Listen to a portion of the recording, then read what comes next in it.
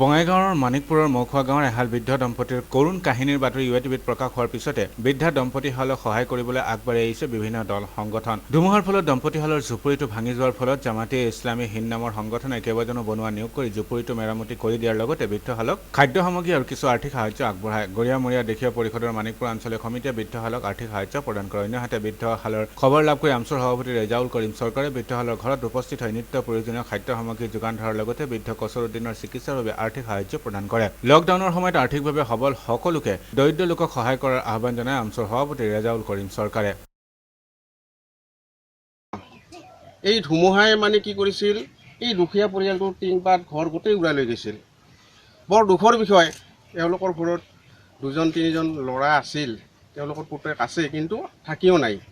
এতিয়া তেওঁলোকে ক'ত আছে আমিও নাজানো। গতিকে বৰ দুখৰ বিষয়, বৰ পৰিতাপৰ বিষয়। এনেকুৱা এটা সময়ত তেওঁলোকৰ ল'ৰা মাক বাপেকৰ কাষত থাকিব লাগিছিল, কিন্তু মাক বাপেকৰ পৰা নিকটৱৰ্তীও নহয়, বহুত দূৰত তেওঁলোকে আছে। এইলৈ আমি খুব দুখ পাইছোঁ।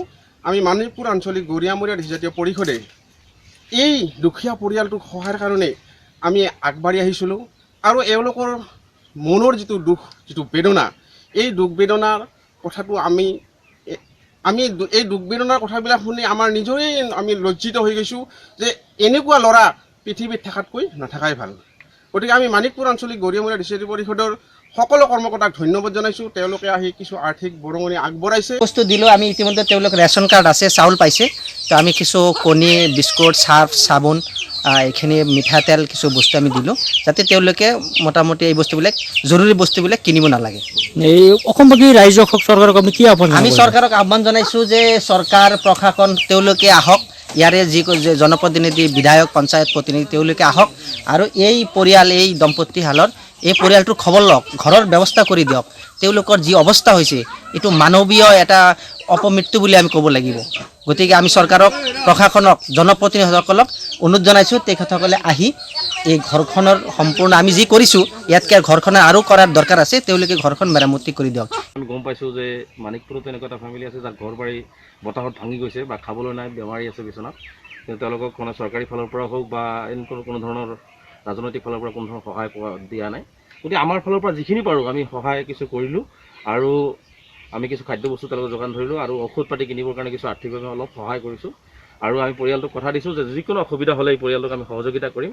খালি আমি অসমৰ ৰাইজক আহ্বান জনাইছোঁ যে এই দুৰ্যোগৰ সময়ত সকলোৱে ওলাই আহিব লাগে। যাৰ যেনেকুৱা পইচা পাতি আছে, যদি কোনোবাৰ দিয়াৰ মন আছে, ইচ্ছা আছে, কিন্তু তেওঁ ওলাই আহিব পৰা নাই, আমাক যোগাযোগ কৰিলেও আমি তেওঁলোকৰ সেই আৰ্থিক অনুদান বা সেই সহায় আমি দৰিদ্ৰজনৰ কাষত পहुঁচাই দিয়াৰ কাৰণে আমি আমচু সদায় প্ৰস্তুত আছোঁ। লগতে চৰকাৰকো মই আহ্বান জনাম, যিহেতু আজি লকডাউন বৃদ্ধি হ'ল, গতিকে লকডাউন বৃদ্ধি হ'ল আৰু যিহেতু বেমাৰটো আৰু ভয়ংকৰ ৰূপ লৈ আছে, গতিকে এইটোত আমি চৰকাৰৰ পদক্ষেপক আমি আদৰণি জনাইছোঁ। লকডাউন আমি মানিব লাগিব, কাৰণ উপায় নাই, এইটো বাহিৰে আৰু কোনো গত্যান্তৰ নাই এই বেমাৰটো ৰোধ কৰিবৰ কাৰণে। কিন্তু চৰকাৰক সমান্তৰালভাৱে মধ্যবিত্ত আৰু নিম্ন শ্ৰেণীৰ যিসকল এই ধৰণৰ মানুহ আছে, যিসকলে 21 দিনৰ ভিতৰতে তেওঁলোকৰ অৱস্থা মানে পানীত হাঁহ নচৰা অৱস্থা হৈছে, গতিকে সেই মানুহখিনি যাতে আকৌ 18 দিন যাতে এটা মানে নাখাই যাতে আৰু এটা অনাহক এটা বেলেগ পৰিৱেশৰ মাজত ঠেলি যাব নালাগে, তাৰ কাৰণে কিন্তু মই চৰকাৰক আহ্বান জনাইছোঁ। চৰকাৰে এটা শুদ্ধ আৰু সঠিক নীতি লৈ যাতে এই দৰিদ্ৰ আৰু নিম্নবিত্ত মানুহৰ যিখিনি মানুহ আছে, যিখিনি চলিব পৰা নাই অৱস্থা নাই, তেওঁলোকক যাতে সকলো ধৰণৰ সহযোগিতা চৰকাৰে আগবাঢ়ে, তাৰ কাৰণে আহ্বান